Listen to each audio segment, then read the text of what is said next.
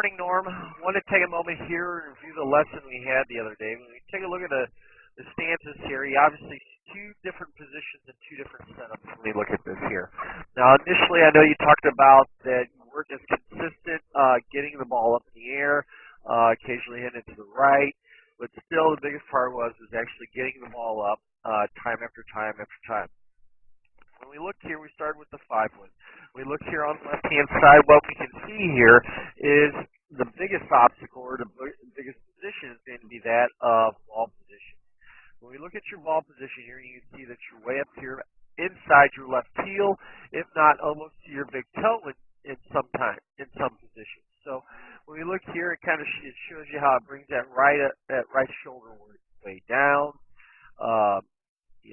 Huge tilt in the shoulders here. Now, a lot of times what that also does here, if we did it behind, if we looked here behind you, what we would see is that the shoulders were really wide or really behind. And in this view, I didn't really get that picture, but I wanted to show you dramatic here what it looked like here. Just from the instance here of just where the differences of ball position in alone would set up and how that would set you up to it. Now, by looking at this and paying attention to this, we can see that the position here, the right hand is lower, bringing the right shoulder down until the ball position is up. We see an angle in the shaft going forward.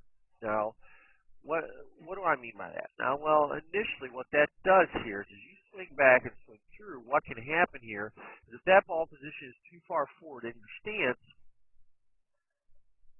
as you swing back here, so your body starts to tilt.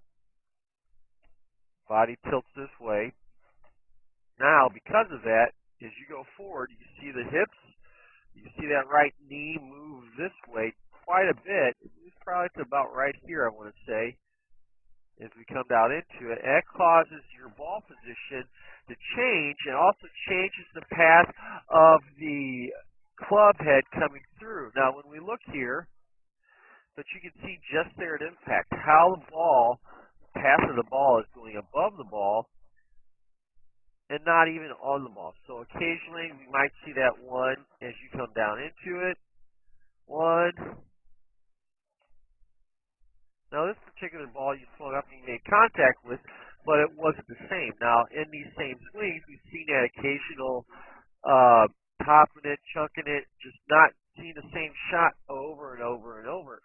Now, what we're wanting to see is by allowing yourself to have the proper setup, the proper ball position, kind of aligns everything in that same regard. Now, when we look here on the right-hand side, what I did is I moved that 5-wood in. Maybe we end up settling it was about 2 inches at first, but I settled on about an inch, inch and a half to the right of your left heel.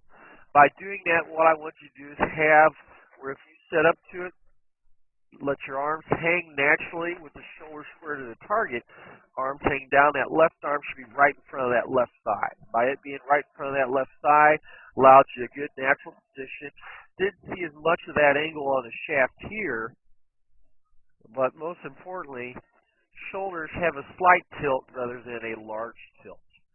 All right. Now, when we take the club back, what we see from that position then, now let me get you here, set up to here.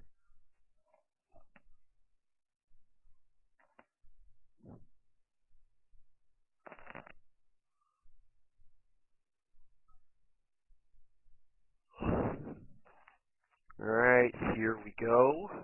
As I slowly bring it forward here. But I want to show you just the initial part. As you turn back,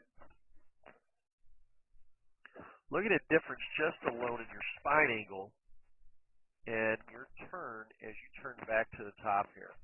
Big difference, I would say. Now, as you have that big difference in what you see, I don't know if you heard me there.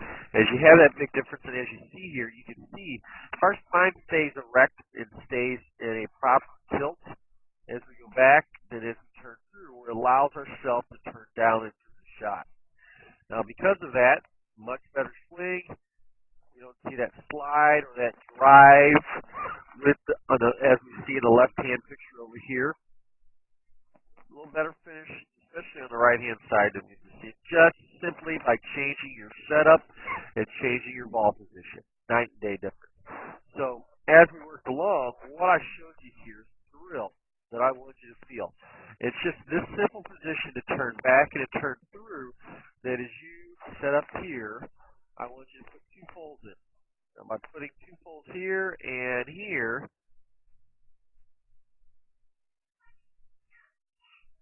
you turn back,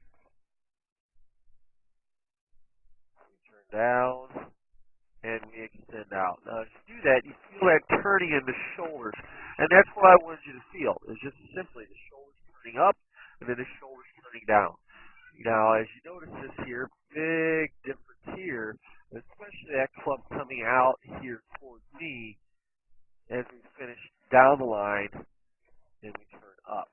That's what we want to feel, Norm. So 10 to 15 of those, I'd say, just as a warm-up here. Just feeling that transition and that turn back and forth. So as you have that turn back and forth, we're essentially allowing the club just to turn back and forth rather than just trying to flip the club or trying to drive the legs as well. So by allowing you to turn back and turn through, it gives us a little better angle, a little better position as we turn down through the shot. Now, that's ideally, so, ideally as we turn the shoulder back and we extend down the target line, that's kind of what I was wanting you to think about. That way, as you swing back, you swing through, you don't swing across on occasion and get that kind of flip or get that type of position of the ball going to the left and vice versa, cutting across it and hitting that shot out to the right. So 10 to 15 swings, maybe 20 as we come back and come through and feel a little more consistent on our pattern coming down and through the shot here normally. Now, as we move forward, as we came back through ball position 1, but kind of second thing that I told you, or the last thing I want you to work on is trying to feel that rotation with the forearms.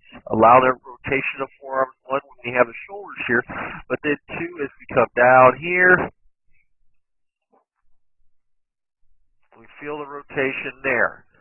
And that was the whole point here, is as you came down, you felt the rotation going back, we come down, we feel the rotation of the forearm coming through like we see in that picture there.